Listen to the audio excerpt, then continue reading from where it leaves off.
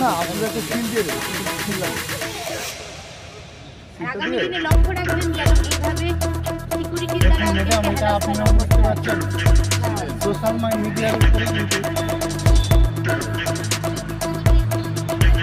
ওনাকে কি time waste করছে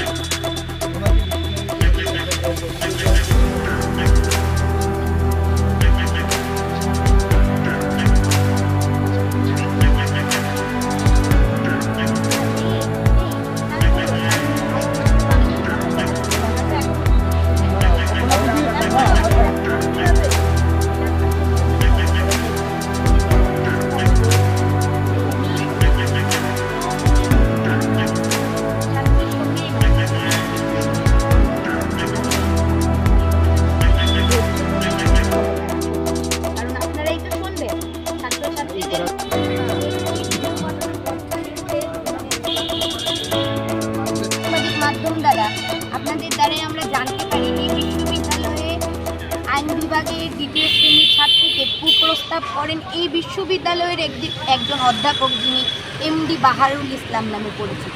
আমরা অতীতেও দেখেছি ওনার বিরুদ্ধে নানান ধরনের অভিযোগ, শুধু চারিত্রিকগতভাবে নয় আর্থিকগতভাবেও এখানে ওনার বিরুদ্ধে বহু অভিযোগ থাকার পরেও এখানের কর্তৃপক্ষরা কোনো রকম ব্যবস্থা ওনার বিরুদ্ধে নিচ্ছেন না।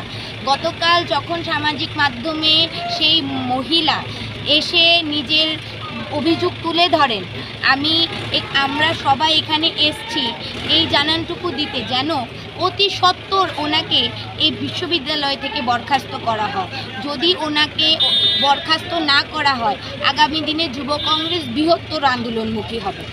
ইকফাই ইউনিভার্সিটির পক্ষ থেকে আপনাদেরকে কি জানানো হয়েছে ডেপুটেশনের পর? পক্ষ থেকে যখন আমরা এখানে এসে পৌঁছে ওনারা আমাদের সঙ্গে সাক্ষাৎকারে মিলিত হতেই রাজি হননি।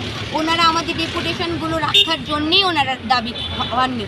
যখন আমরা প্রতিরোধ গড়ে তুলি, আমরা ওনাদের সঙ্গে দেখা করার জন্য আমাদের যুব কংগ্রেসের সকল নেতৃবৃন্দ কর্মীরা ঝাঁপিয়ে পড়ি, তখন ওনারা ইতস্তত বোধ করে নেমে আসতে বাধ্য হন। প্রথমে ওনারা জানান 2 ঘন্টার আগে ওনারা আমাদের সঙ্গে সাক্ষাৎকারে মিলিতই হতে পারবেন না। যখন আমরা নিজেদের প্রতিরোধমুখী হই তখন ওনারা নেমে আসতে বাধ্য হন, তখন ওনারা সাক্ষাৎকারে মিলিত হন এবং ওনারা আমাদের আশ্বস্ত করেন যে অতি সত্বর ওনাকে বরখাস্ত করা হবে। অতএব আমরা সেই নির্দেশের দিকে তাকিয়ে আছি। যদি বাস্তবে সেটা না হয় তবে আমরা বৃহত্তর আন্দোলনমুখী হব এই বিশ্ববিদ্যালয়ের মাটিতে।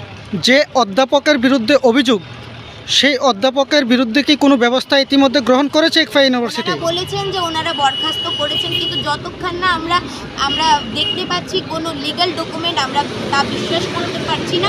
অতএব আমরা লিগ্যাল ডকুমেন্টের জন্য অপেক্ষায় রয়েছি। এই বিষয়ে আগামী দিনে আপনাদের কি পদক্ষেপ বা কর্মসূচি থাকতে পারে? ওনারা অতি সত্বর ওনাকে বরখাস্ত না করেন তবে যুব কংগ্রেস এই রাজ্যের মুখে এবং এই বিশ্ববিদ্যালয়ের মাটিতে বৃহত্তর আন্দোলন হবে। শুধু এটা তো একটা ঘটনা, আমরা আরও বলতে চাইছি যে ওনার যে অতীতেও যে উনি অনেকগুলো কার্যকলাপ শুধুমাত্র এই চারিত্রিকগত নয়, উনি আর্থিকগত অনেক এখানে কেলেঙ্কারি রয়েছে যেটা আমাদের কাছে খবর রয়েছে, সেটারও আপনাদের তদন্ত করতে হবে। আপনারা যদি সেই তদন্ত সাপেক্ষ করে দেখেন তবে দেখবেন অনেক কিছু রহস্য বেরিয়ে আসছে।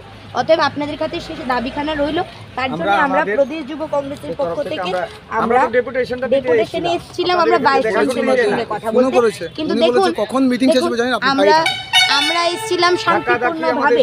আমার কাছে দিতে পারেন, I am the dean of faculty of science and technology, I am the convener of disciplinary committee of this university. হ্যাঁ দিতে পারি। এর মাঝখানে আমি আরেকটা এখানে এসে যা দেখতে পেলাম, আমরা এসেছিলাম এখানে শান্তপূর্ণভাবে দাবিখানা আপনাদের কাছে তুলে ধরার জন্য। আমরা যে শুনতে পেরেছি যে আপনারা এই কথাটা নিয়ে শুনতে এসেছেন, কি হয়েছে না শোনেন, আমরা যখন ঠিক দাঁড়েখানায় পৌঁছলাম, আমরা আপনাদের এখানে যারা রয়েছেন, যারা এখানে সিকিউরিটি মেম্বার, দেখুন ওনারা আমাদের কথাগুলোকে খর্ব করার জন্য মানে কি না করলো, ধস্তাধস্তি থেকে আরম্ভ করে